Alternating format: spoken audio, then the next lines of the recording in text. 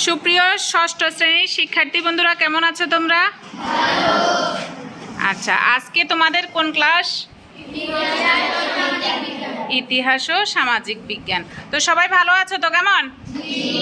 আচ্ছা, তো তোমাদের যে নতুন কারিকুলামের শিক্ষণকালীন এবং বার্ষিক সামষ্টিক মূল্যায়নের যে সিলেবাস পরিবর্তন হয়েছে কিছুটা, সেইটা সম্পর্কে জানো কি না?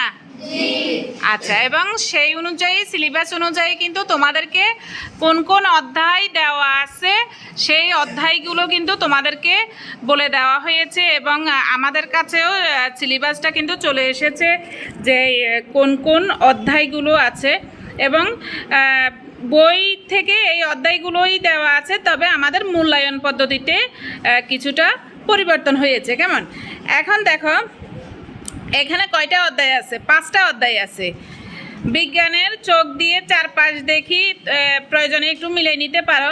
দক্ষিণ এশিয়া ও বিশ্বের ইতিহাসে ভূপ্রকৃতির প্রভাব, হাজার বছরের পথ পরিক্রমায় বাংলা অঞ্চলের স্বাধীন বাংলাদেশের অভ্যুদয়, প্রাকৃতিক ও সামাজিক কাঠামো, সমাজ ও সম্পদের কথা, এবং অনেকগুলো অধ্যায় আমরা আগেও পড়ে ফেলেছি। কেমন?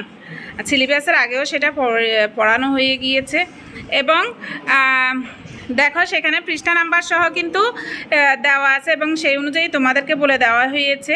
এখন তোমার মূল্যায়ন কাঠামোতে কিভাবে তোমাদের মূল্যায়ন হবে? শিক্ষণকালীন মূল্যায়ন হচ্ছে 30% এবং সামষ্টিক মূল্যায়ন 70%। এবং তোমাদের প্রশ্নের ধরন, তোমাদের যে প্রশ্নের মান বন্টন, ধারা এবং মান বন্টন, সেখানে 100 মার্ক থাকবে। তোমাদের পরীক্ষা যেটা হবে সেটা পূর্ণমান কত থাকবে? 100, কিন্তু সেটাকে তোমার 70% ধরে তোমাদেরকে নাম্বার প্রদান করা হবে। এবং নাম্বার কি কোন বিষয়ের উপর নাম্বার বা কি পরীক্ষা হবে সেই বিষয়ে জানো কিছু? আচ্ছা, সে বিষয়ে জানো। সেখানে আসবে তোমাদের কি আসবে? বহু নির্বাচনী প্রশ্ন আসবে, এক কথায় উত্তর আসবে। সেখানে 15 এবং 10, 15টা আসবে বহু নির্বাচনী প্রশ্ন এবং 10টা আসবে এক কথায় উত্তর। তাহলে সেখানে 25 মার্ক। কেমন? এরপর সংক্ষিপ্ত প্রশ্ন আসবে 10টা, সেটাতে হচ্ছে কত? 20 মার্ক। টোটাল কত হয়েছে? 45। কেমন? এরপরে দেখো রচনামূলক প্রশ্ন, দৃশ্যপটবিহীন, অর্থাৎ কোনো উদ্দীপক থাকবে না, রচনামূলক প্রশ্ন। সেখানে 3টা, অর্থাৎ 5টা প্রশ্ন দেওয়া থাকবে, নমুনা প্রশ্ন পিছনে দেওয়া আছে। 5টা প্রশ্ন দেওয়া থাকবে, সেখান থেকে তোমাকে দিতে হবে কয়টা? 3টা, এবং 3টা, একটা প্রশ্নের মান কত করে? 5 করে। একটা প্রশ্নের মান 5 হলে 3টা প্রশ্ন কত হবে? 15। তাহলে 45 আর 15 যোগ করলে কত? 45, এবং 15 যোগ করলে 60। আচ্ছা, এরপরে দেখো রচনামূলক প্রশ্ন, সেটা দৃশ্যপট নির্ভর, অর্থাৎ উদ্দীপক দেওয়া থাকবে, সেটা উদ্দীপক দেওয়া থাকবে, এবং প্রতিটি দৃশ্যপটের বিপরীতে 2টি প্রশ্ন থাকবে, অর্থাৎ ক এবং একটা উদ্দীপক দেওয়া থাকবে, সেখানে ক এবং খ প্রশ্ন থাকবে, এবং ক নাম্বার প্রশ্নে হচ্ছে 3 মার্ক, খ নাম্বার প্রশ্ন হচ্ছে 5 মার্ক। টোটাল কত? 8। এইরকম 60টা প্রশ্ন থাকবে তোমার সৃজনশীল, অর্থাৎ উদ্দীপক সহ 60টা প্রশ্ন থাকবে, এবং 60টা প্রশ্নের মধ্যে তোমাকে দিতে হবে কয়টা? 5টা। একটা প্রশ্নের মান কত? 8। তাইলে 5টা কত? 40। 60 আর 40 যোগ করলে কত?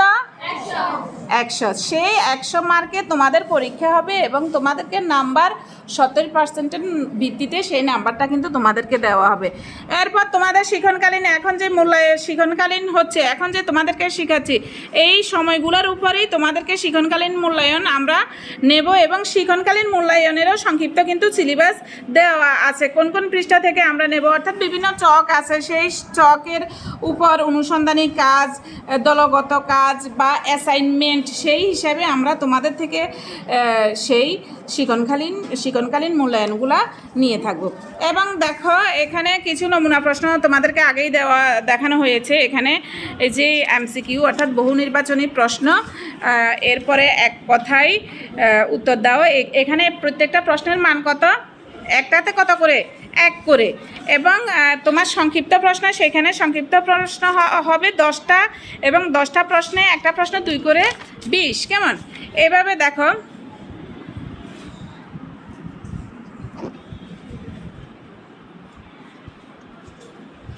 এইরকম প্রশ্নটা ঠিক এইরকম হবে।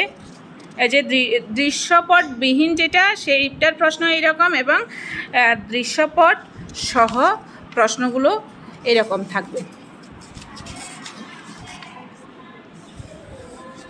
এরকম। তো এই তোমার সামষ্টিক যে মূল্যায়ন, সেই মূল্যায়নের উপর ভিত্তি করে আমাদের প্রশ্নপত্র হবে, এবং সেই প্রশ্নপত্র অনুযায়ী এখন কিন্তু তোমাদের পাঠ দেওয়া হচ্ছে।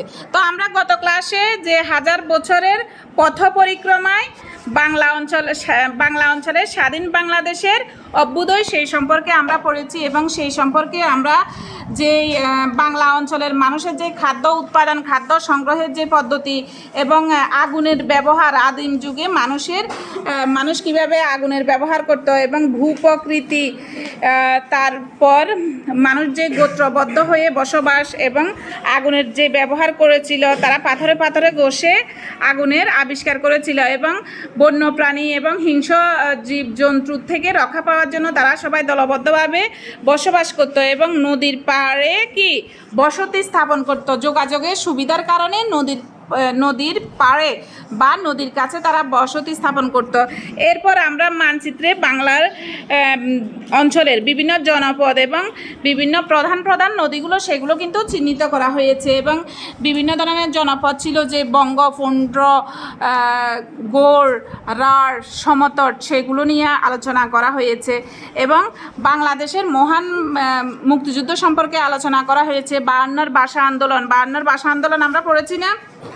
একটু পুরো ডিটেলসে নাই, বাট একটু একটু করে কিন্তু দেওয়া ছিল ভাষা আন্দোলন সম্পর্কে। তারপর 69-এর গণ অভ্যুত্থান, 66 6 দফা, 69-এর গণ অভ্যুত্থান, 70-এর নির্বাচন, এবং 1971 সালে আমাদের মহান মুক্তিযুদ্ধ সম্পর্কে কিছু ছোট পরিসরে কিন্তু এখানে দেওয়া ছিল। এবং এছাড়াও তোমার বাংলা অঞ্চলের বিভিন্ন রাজাদের, পাল বংশ, সেন বংশ, সেই সম্পর্কেও আলোচনা করা হয়েছে, এবং 1757 সালে পলাশির যুদ্ধ এবং সিপাহী বিদ্রোহ, ইস্ট ইন্ডিয়া কোম্পানি, ব্রিটিশ শাসন, সবগুলো নিয়েই কিন্তু আলোচনা করা হয়েছে, এবং সেই অনুযায়ী আমাদের এই অধ্যায়টার নাম হয়েছে কি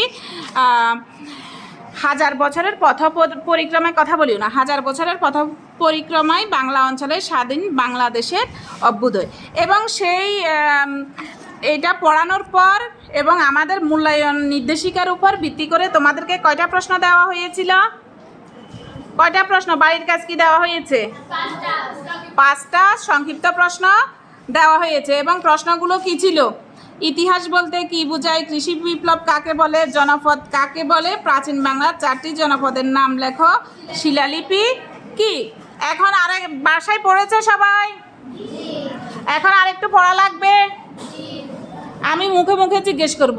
তো আরেকটু পড়তে হলে 5 মিনিট পড়াটা দেখো। খাতা লিখে নিয়ে আসলে সবাই বের করো, এবং বইতে দেওয়া আছে। 4টি জনপদের নাম বলতে পারবে না? এগুলো পড়ানো হয়েছে, দেখো একটু।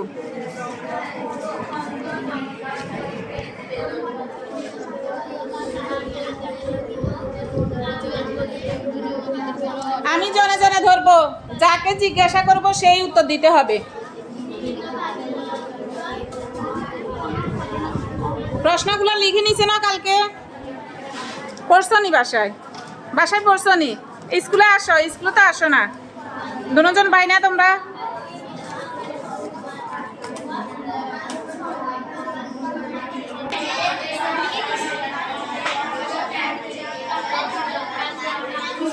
হয়েছে, স্টপ, একদম চুপ, ঠিক আছে?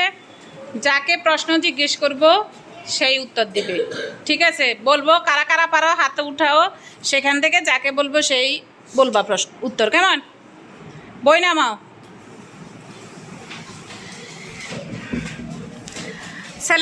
ছেলেদের মধ্যে কারা কারা পারবে তারা হাত উঠাবে। ইতিহাস বলতে কি বোঝো? কারা কারা পারো?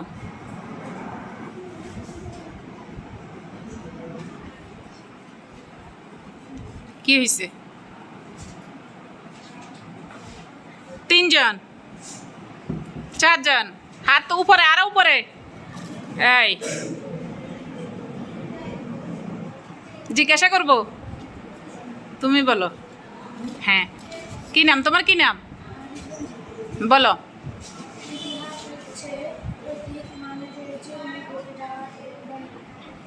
ইতিহাস হচ্ছে অতীত মানুষের জীবনে ঘটে যাওয়া। দেখি তুমি একটু বলো।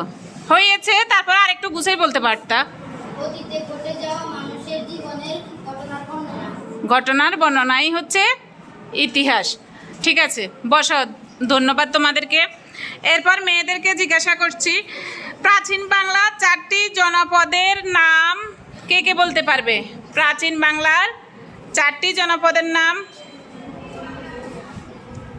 এত কম হাত উঠাইছ?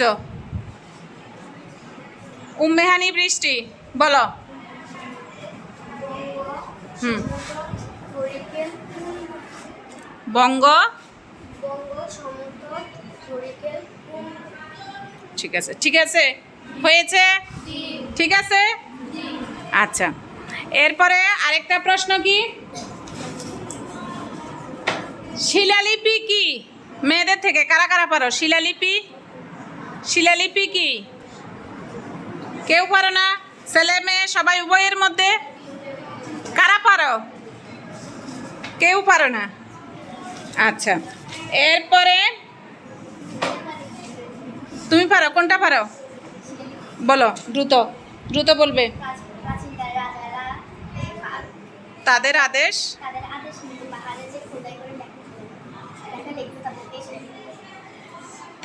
তাদেরকে কি? অর্থাৎ প্রাচীনকালে রাজারা তাদের আদেশ পাথরে খোদাই করে এসব আদেশগুলো লিখে রাখতেন, কেমন? এবং শিলা বা পাথরের উপর বা গায়ে খোদাই করে এসব আদেশ লেখা হতো, সেগুলোকে কি বলা হতো? শিলালিপি। অর্থাৎ শিলা তো পাথর, শিলা মানে কি? পাথর, আর লিপি হইল কি? লেখা। লিপি, লিপি অর্থ লেখা। গুড, ঠিক আছে, ধন্যবাদ তোমাকে। এরপরে আরেকটা প্রশ্ন, জনপদ কাকে বলে? ছেলে মেয়ে উভয়ের মধ্যে কারা পারা? দ্রুত হাত উঠাও, দ্রুত, ঘন্টা বাজে গেছে। জনপদ কাকে বলে? বলো বলো, কি নাম তোমার, কি নাম বলো? হ্যাঁ বলো, সুমাইয়া বলো।